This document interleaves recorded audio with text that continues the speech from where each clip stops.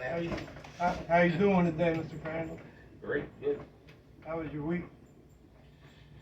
Good. Work, no sleep. No sleep. How's that for you when you don't sleep and then you go to work? Tired. Dragging. Dragging? Does anybody say anything to you, like No. you need to pick it up or something? No. No. I'm rated by just a rate each hour, so as long as I make that rate each hour, then I'm good. Nobody says anything. Alright, well, this week, like, has anything, like, triggered you or anything like that, like, made you want to go back and drink or? No. As long as I keep my mind off everything, keep my mind off of it, and keep busy, then I'm good. How long has it been since you last had a drink?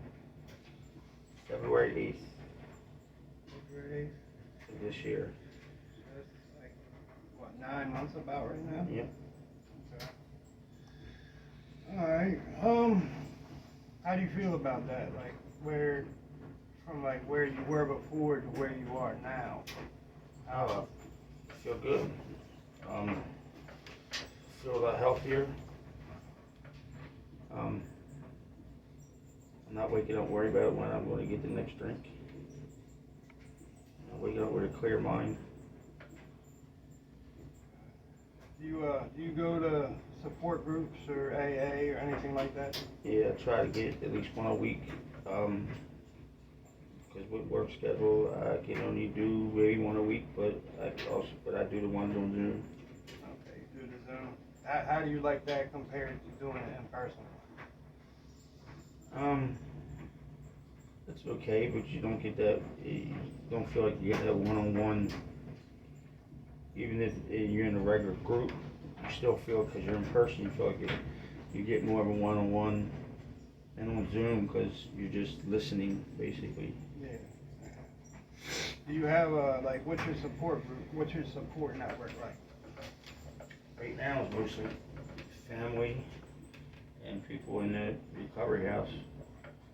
But I haven't gotten a support group like outside of those two.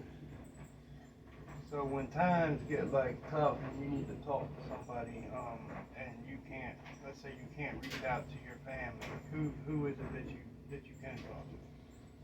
Counselor, and then the other people in the house that I know that are serious about their recovery. You know, I try not to talk to the ones that just it seems like they're just here, just either they have to be here or they just, because they have nowhere else to go. So I figure I try to talk to the ones that actually participate in their recovery, not just lay around, sit around all day and just pass the time away.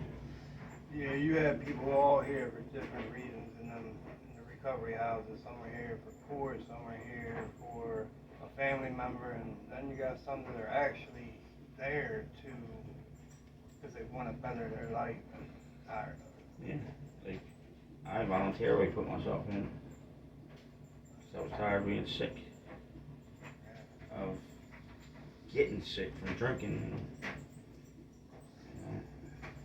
I've been there, although mine wasn't drinking. I've been in the same seat.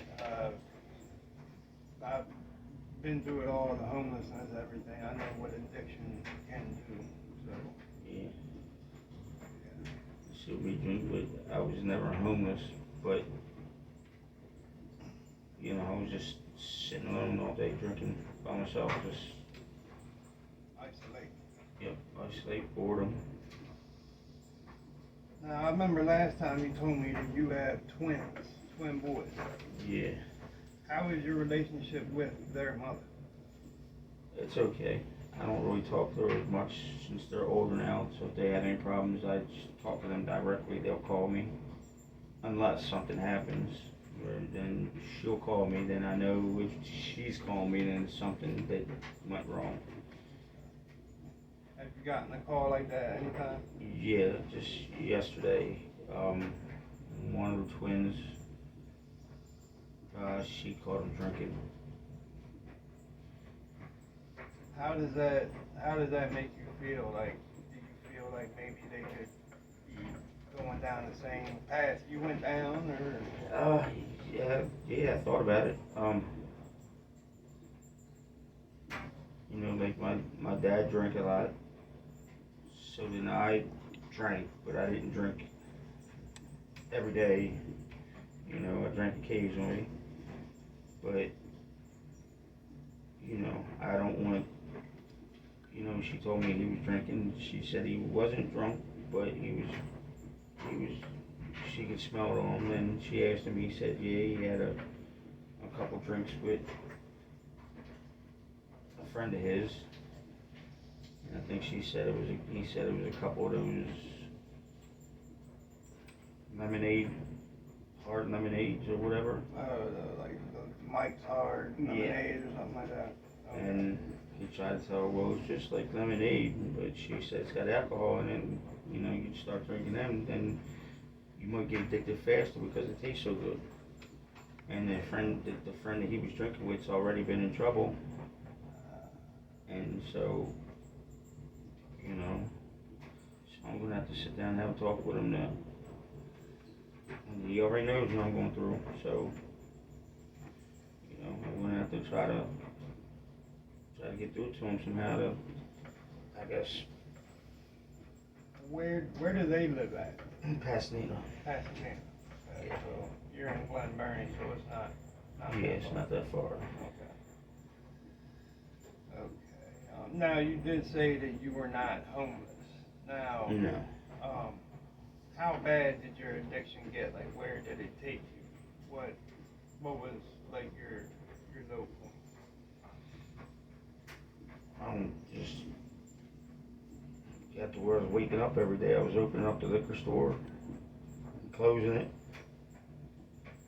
and then it got to the point I was drinking so much that every couple of weeks I was getting like definitely ill, where I had to be hospitalized. And you were hospitalized? Yep. I'd go in anywhere from 3 to 5 days, get rehydrated, medication for withdrawal symptoms, and then basically like a detox. But then as soon as I get out, I go right to the liquor store. And you are from the city, so there's liquor stores just about on every Yep. corner. One was 30 seconds from my front door.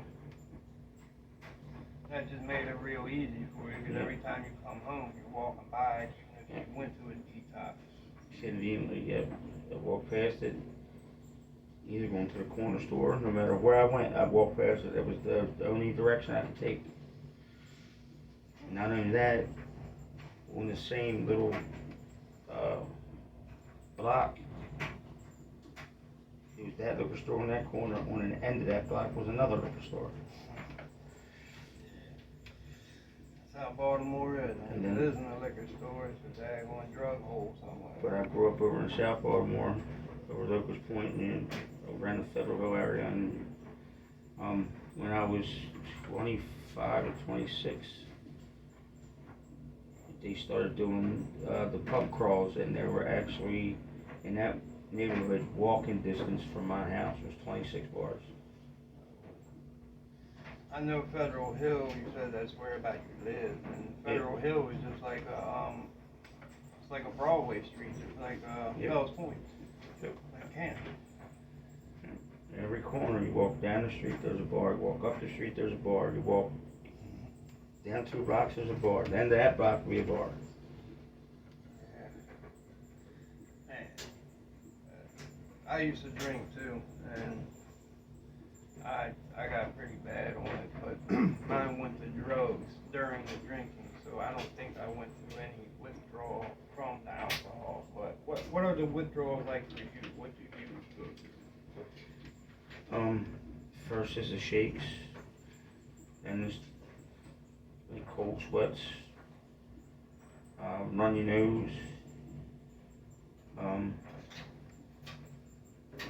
but I was getting to the point where I was waking up and I couldn't hold nothing down, water, any kind of fluids. I even tried to start drinking alcohol just straight to see if it would just get in my system and Relax before you make do it. me, make me get back to that point, make me feel good, but it didn't, and I end up couldn't hold that down. So then I knew it would be. I was so dehydrated that my body wouldn't accept anything, and that's why I had to go get IV fluids. Yeah. From where you were, when you were drinking, and to where you are now, how do you feel about the change and where you are now? Good. And appetite back. Gained at least close to 60 pounds since before when I came in February. So in about 9 months, I gained at least close to 60 pounds back. So I feel a lot healthier, you know. I feel stronger. I could do a lot more, you know.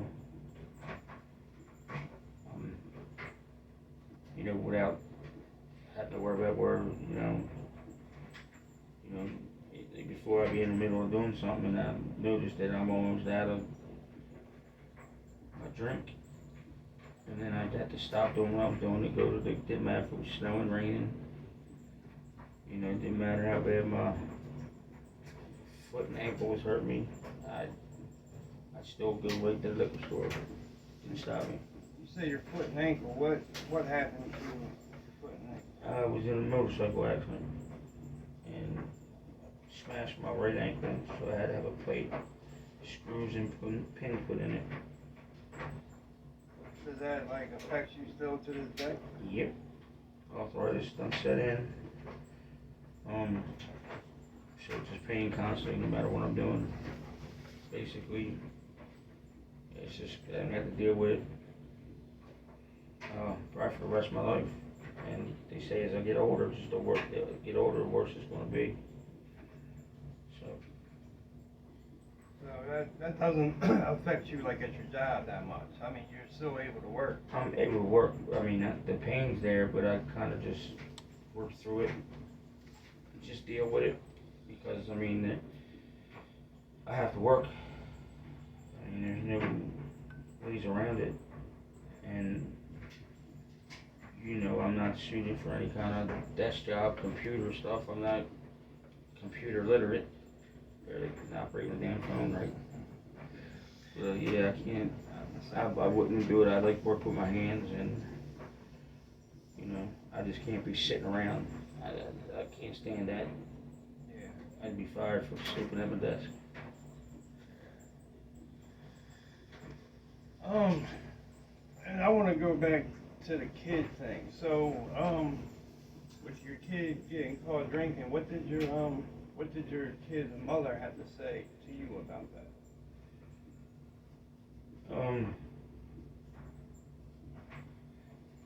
Did I need to sit down and talk to him and remind him of what I went through? But when she said, remind him I didn't drink like that when we were married. I didn't start drinking hard until about a year and a half ago, close to 2 years ago. So we were already divorced, and they knew I drank but didn't know the extent of me drinking, because they didn't see me do it around them. Even when I would have them on weekends, I didn't do it around them. I mean, they would be sleeping when I would drink something. But I need to sit down and talk to them about what I'm going through now. Do they want to end up have to live in a place like this, or another place detox, or some other rehab? It's not as good as this one. I mean, there's other ones that are worse. Other ones almost like jail. And then plus, with him being so young, he can actually be arrested for drinking underage, and definitely don't want him growing up in juvenile, any kind of juvenile facility, or just being in the system, having a record, because it's even going to come back to him. And they say it doesn't roll when you're an adult, but then I don't want him to start drinking to the point where he doesn't go to school, ends up dropping out, because it's hard getting a job with it. I mean, it's hard getting a job with it if you have a high school diploma. And then, worse, if you have a GED, they don't even look at that as the same sometimes. A lot of places, even manual labor jobs, they don't look at the same. Now, you said, you didn't start drinking like heavy, you said about 1.5 years, 2 years ago. Yeah, I took leave from work because of COVID. I just bored one day and I went to the liquor store and bought some alcohol, not beer, but some fruity like drinks, like the 8% alcohol in it. And I drank them for a couple of days. They seemed not to really affect me, but I was always like that. I always had a high tolerance, even though I didn't drink a lot back when I was younger. I still took me a lot more than most people. So like I said, I don't know if because it was hereditary, like my dad and my mom drank. I don't know if it's just, but I built up a tolerance and I didn't have to build it up because it was just automatically there. And then, like I said, I started out with a few of those drinks in a few days, and then I wasn't doing nothing. Then I got a pint, and there was a pint every day for like a week, and then I went to maybe a pint and a half, and then it ended up within a few weeks to a fifth, mixing it with just regular fruit punch or something, and then that wasn't doing nothing, so I started mixing it with the Steel Reserve that already had 8, or other ones that had 8 to 12% alcohol, and I was mixing that with the vodka, so I was getting, you know. That was gonna be my next question. I wanted to know what your drink of your choice was, like what it was. Yeah, vodka. I mean, I never usually drink, I never hardly ever drank hard stuff. Every once in a while, maybe at a party or something, shot or two here and there, but it's mostly beer. But, you know, back then I wasn't drinking to get, I mean, every once in a while, maybe New Year's Eve or something like that. You know, I'd plan on, you know, I'm getting drunk tonight, but usually any other time, I never plan on getting drunk, and it just, after drinking 5, 6 beers, it more or less made me bloated. I didn't want to drink no more, so I kind of, but then I noticed the hard liquor, I didn't get bloated, and I can end up drinking more, so that's when, you know, then I was drinking so much of that it basically I wasn't even getting really affected, as in a good way, except I was basically drinking to actually feel normal. You know, wake up with the shakes. Then I go get something. Then about a half an hour after I start drinking, and the shakes went away. And I just sipped on it all day long. That would keep me feeling normal, straight. Were you drinking at work? No. Nope, never drank at work. So I was a forklift operator, so, and you know, they have safety people walk around. And if they smell any alcohol, any other thing, especially operating any kind of machinery there, you have to take a urine. If you can't leave urine, they take blood right on the spot. One of their nurses that are in the office, in the medical office, will take the blood from you. You said a forklift operator. Where is it that you work? Amazon. Amazon. Yeah. How do you like that? It's good. I mean, it's alright. It's a job. I mean, don't like standing up all night long, but that's just how they operate. There's no sitting. There's not one job in there sitting except people in the office. I mean, even if unless you're handicapped in a wheelchair, or you have to sit down, that's the only time you'll see somebody sitting actually working. They do have people in wheelchairs that work there? Yeah, but their jobs are more or less labeling stuff that you know, really physical lifting, you know, labeling or running one of the machines where all they just do is sit there and hit buttons and stuff like that. But everything else is all manual labor, all physical. Kinda like my job. Sitting. Computer. I wasn't a computer person either, like you said. But, so, where do you want to see yourself in, like, let's say the next 2 years? Of course, stable employment, and then a stable housing, and then spend more time with my sons, and you know, basically be back to normal, just live back to, you know, it's never going to be like that. It's always going to be in my mind. It's always going to be things that trigger me, but as long as I keep my mind set, keep my mind occupied, and surround myself with people that are not just, that's all they do is drink, stuff like that. But so far it's been okay, so hopefully just keep it going like it's just getting better. You said you're from South Baltimore, like Federal Hill area. Would you want to move back to that area, or do you No. want to stay away from? Nah, even though I wasn't really drinking when I lived there that much, it's just, it's more high-end living now. It's too expensive. I mean, if you're not making it at least, and that's at least $50,000, you can't afford to live there. You know, everything's prices are higher in that area than it is in most other areas. Housing, there's no Section 8. You will not find one Section 8 apartment. There's not even too many rooms to rent. You do find them, but they're not cheap. You know, just a room to rent's about $1,000. A one-bedroom apartment is anywhere from, just one bedroom is anywhere from, I would say the cheapest $1,500 up to $2,000. That's just a one bedroom. Two bedrooms anywhere from $2,200 to $2,700, and then after that you're looking at over $3,000 just for rent. I'm looking for a place to move right now, but when are you expected to get out of the recovery house that you're living in now? Well, to the end of November, and then after that I'll be in a self-pay house, which is $150 a week, $600 a month. And if I have to go that far, I am planning on doing that for a month at the most.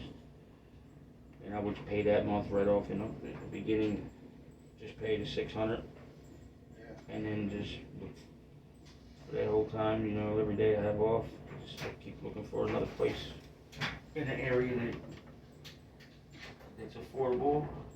It's not a rundown area, I mean, you're always going to have drugs around, but you know, not where you got a drug dealer out in every corner.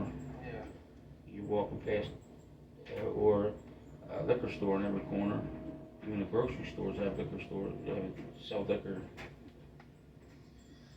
Now, with what all you've been through, have you ever thought about any like suicide ideations or anything like that? No. Nope.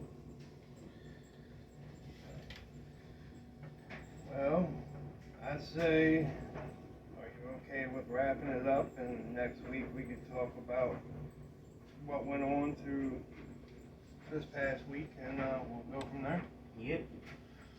All right, well, thank you, Mr. Graham. You're welcome. All right, have a good day. You too.